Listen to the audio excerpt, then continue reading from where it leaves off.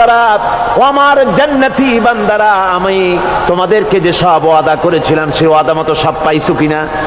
আমি ওয়াদা করেছিলাম আমার জন্য রাত জেগে যদি তাহাজ্জুদের নামাজ পড়ো, নামাজ রোজা হজ যাকাত যদি করো, আমার দিন কায়েমের জন্য যদি আন্দোলন করো, রক্ত যাও, আমার জন্য যদি কষ্ট করো, শহীদ হও, তাহলে আমি তোমাদেরকে জান্নাত দেব। যত ওয়াদা করছিলাম তা পেয়েছো কিনা?